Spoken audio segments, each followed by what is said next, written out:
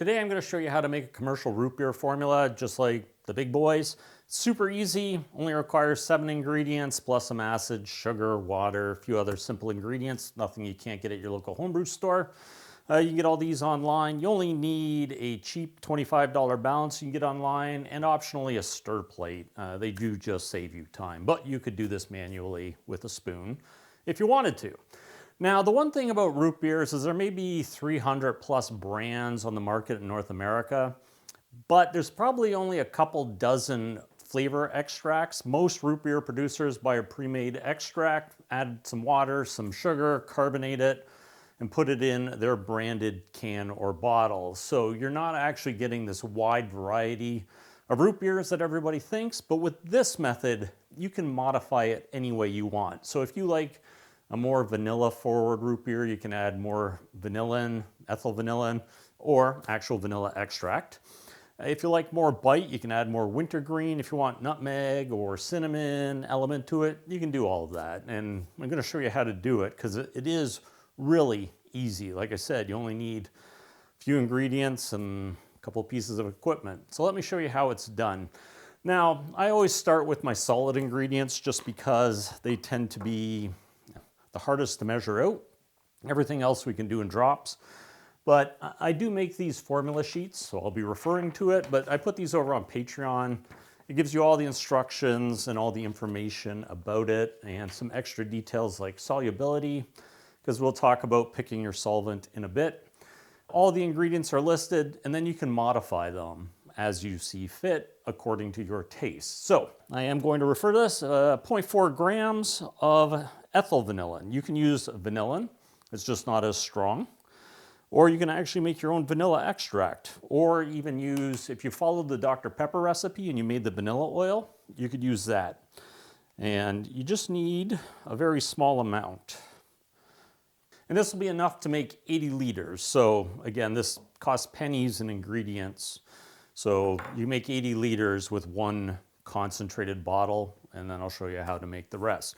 Now that we've got our 0.4 grams of ethyl vanillin, we're gonna add wintergreen. Now wintergreen is the core flavor of modern root beer. Sassafras was used along with it historically, usually in equal parts, but I will show you we have a sassafras replacement here, 3 ingredients, but we'll get to that after we do this part. So tear your balance, and we're gonna need 3.2 grams of this. Now the next ingredient is citral, and this is just going to be for a freshness. So often root beer can be cloyingly sweet. I find it cloyingly sweet sometimes. So if you put a little citral or lemon oil, now lemon oil has terpenes which are insoluble in water, so they cause shelf stability problems. Citral has some solubility, so it doesn't cause that problem. And the one thing people will identify when you smell this, it smells like lemon pledge. It's not a bad thing, it's just the association, but you won't get that in the actual root beer. It just comes across as a freshness and a citral or a citrus element. You can use terpene-less lemon oil. You can buy this online. They take all the terpenes out. It's a little bit more of a broader lemon flavor, more natural type lemon flavor. This is kind of candy-ish, so you can get that if you want, but I find citral works because it's used at such a low level. Now the next 3 ingredients are our sassafras replacement, and we're going to use anisal acetate. This is kind of an ester. It leans a little bit to that licorice anise flavor, but it does have a sweet floral kind of fruity element to it.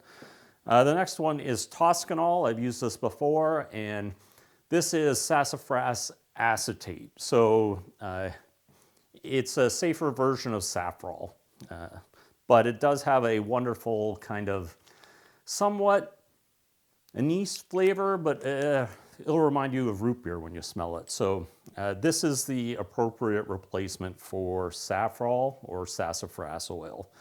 And then we're going to use some dihydroanethol. Now, I have made sassafras extract before from sassafras roots. It has a licorice and kind of it's a pleasant aroma, but I've done a whole video on why we don't use it, so we're not even going to talk about it. If you want to check it out, go check out that video. But this is kind of anise flavor, and there are lots of root beers with a heavy anise flavor. So it's one of those things that it's basically the anise and wintergreen combined that make root beer.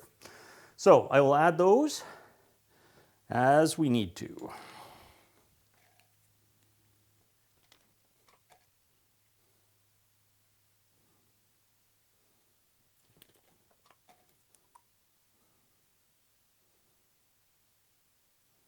Now last, I'm going to add some nutmeg. So nutmeg we're going to use in a small amount at 0.3 grams. It brings out kind of that woodiness. The nutmeg's a pleasant flavor. It goes in a lot of things. So we're going to add 0.3 grams. And this is, you can get different varieties of nutmeg. This is CO2 extracted. I find it actually be quite a good flavor. So if you can find it, use it. And if not, any nutmeg or even mace will work in this application. So you can switch out the nutmeg for the mace. And that's basically it. So we've added, what, 7 ingredients, and we have our root beer flavor. Now we do need to add a solvent just to dissolve this. It's too concentrated to work with. I have tried, a lot of people ask for non-alcoholic ones. I have tried some propylene glycol, and with a little bit of triethyl citrate, you might be able to get it to work. But my preference is to use 65% alcohol for this, just because of the terpenes in the nutmeg oil. It's mostly terpenes, and they tend to not be soluble enough. They do have some solubility, but not enough in propylene glycol. So for my application, I do like 65%. You can make this root beer formula and substitute something out for the nutmeg. Cinnamon, like cinnamaldehyde, has solubility, and you could use propylene glycol, and that may be suitable for your application. If you have questions of formulation nature, join the Patreon. It does support the channel, and I do try to answer as many questions as I can. A lot of them are complex, but I will give you my best effort in trying to help you formulate something. But one cannot be free internet tech support. That's just a full-time job. So Patreon helps support this channel and keep things going. You get the formula sheets and you get access to me. So if you have questions, shoot them over there. Now I'm just going to add 65% alcohol. You do need 65%. I've found in my experiments anything less, you're going to get a very hazy flavor concentrate. Even this one is slightly hazy at 65%. So, but we just need to bring this up to the 100 ml mark. You can do it as accurate as you want. You can use a graduated cylinder. You can use a volumetric flask if you want. But for the most part, this is dilute enough that it isn't going to cause problems of any nature.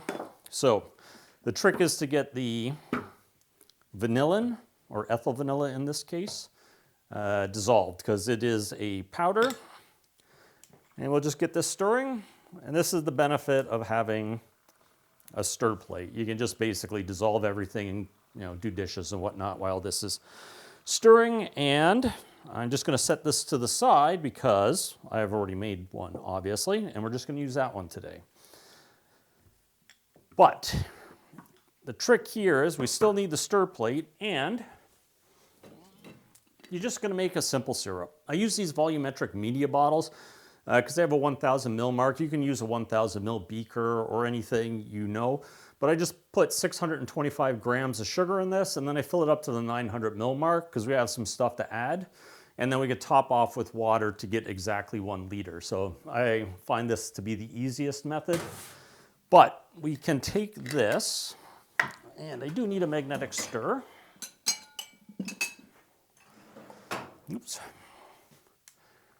And you want to get this stirring at this point. And just a note, when you put your flavors together and you put them in a bottle, do let them sit overnight or for a couple days before you use them. It brings everything together. It is at the edge of solubility at 65% alcohol, so it just takes a little longer for it all to come together. Now for this, we just need 10 grams of our flavor. And just basically weigh it out. Now, once you've weighed out your 10 grams of flavor concentrate, get your simple syrup vortexing, because we want to add this and we want it to mix quite quickly. So we just put that right in there. Now it does go cloudy. It will clear up with lots of mixing, so just allow it to go through that process. But one thing we do need to do, this is the wintergreen is right on the edge of solubility. There's only about 600 mils of water in here. So it's right on the edge of the solubility. And if you want a stable syrup, I do recommend adding glycerin. It also helps with a little bit of the foaming in the head if you add a foaming agent. And you can also, it improves mouthfeel. So I add about 30 mils. This is rough, it doesn't need, you can add less or more, but I add about 30 mils to this. And it will help with shelf stability on this. Now I'm going to reuse this beaker because we're going to add about 12 to 15 grams of caramel. Depending on your caramel, this is type 4. It can get really dark. If you're using type 1, it can be less dark. So I tend not to really like my stuff really dark. So I just add a brown color. But caramel can help keep some of the wintergreen in solution. So, oops, I'm going to weigh this out. And we're going to add about 12 to 15 grams. So that's 13.2, close enough. Some of it will actually stick to the edge of the glass.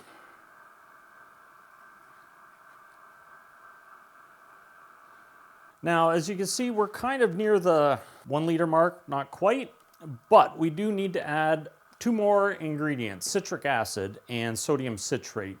Now, citric acid obviously brings the acidity. Sodium citrate kind of buffers it, brings the pH up so it doesn't have so much bite. And as anybody who's drank root beer knows, it's kind of more of a soft flavor. It doesn't have a lot of acidity. So sodium citrate helps with that in your formulation step. Now, you can make it as acidic as you want. You can add as much citric acid as you like. This is your formula to work with. But I'm just basically making something like a commercial root beer to give you a starting point. And we are going to need 4 grams of citric acid, roughly. And then we're going to add some sodium citrate. And I'm just going to add 1 gram of this. So now once you have that, you can just add water. I'm just going to add some bottled water here because I have it around. I usually use distilled water. But this will work. You can use tap water if you want. Now, I just use a pipette to swish it around and kind of bring everything into solution.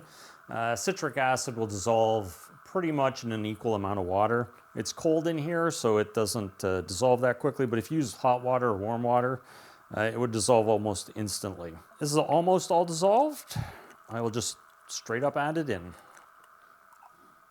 And that is basically your finished root beer beverage.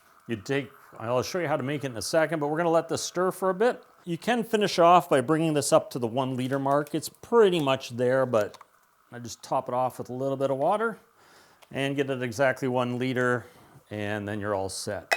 Now let this stir for 5 to 10 minutes. Longer typically is better. I'm gonna turn it off because the stir makes background noise. It's not great for video, but I will stir that one up, and what we will use is my pre-made formula right here, and it's really simple to make this. You're just going to basically take a glass, this is an 8-ounce glass. We're going to take some soda water, fill it up to roughly 6.5 ounces or 210 mils. Leave a little space for foam. And then we're going to take 30 to 40 mils of this. Again, adjust according to your flavor. I always give a standard of 210 mils, 7 ounces. 1 ounce of syrup, 30 mils, so a 240 mil drink. You can adjust it any way you see fit.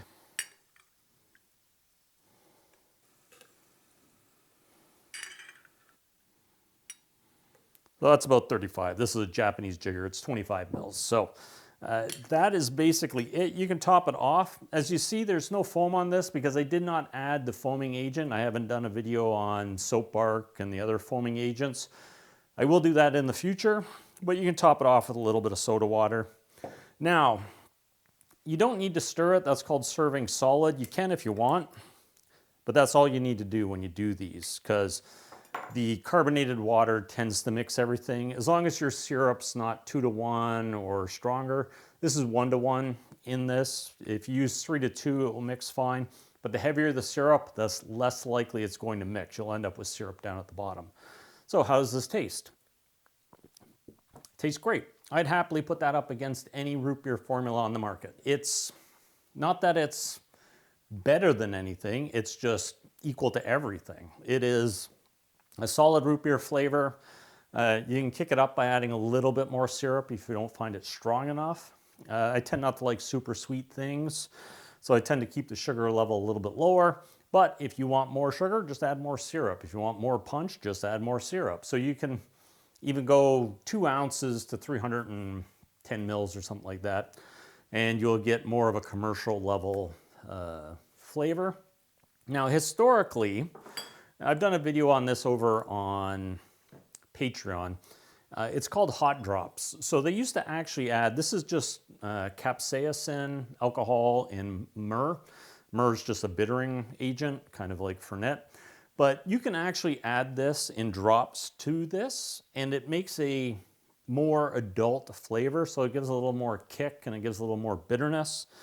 I've also done a video on hot honey, where I show people how to make capsaicin drops and nonivamide drops. These things are perfect. If you add these to this, if you watch a hot honey video, this will give it more bite without being spicy. It just seem more intense. So this is an application where you can make your root beers a little bit more adult without adding alcohol. Now, as I mentioned in the beginning, you can modify this however you want. There are so many ingredients out there that you could play with, and it would be just something like guaiac wood, which was actually historically used in root beers. It's got a kind of a floral, smoky element, woody. I find it more woody in this. This is a fairly pure version. Other ones tend to have more of a smoky element to it. Dihydrocoumarin, as I mentioned, if you made the Dr. Pepper recipe, it called for a vanilla oil, and it uses dihydrocoumarin. That will just expand. It's not actually coumarin, if you don't watch this channel a lot.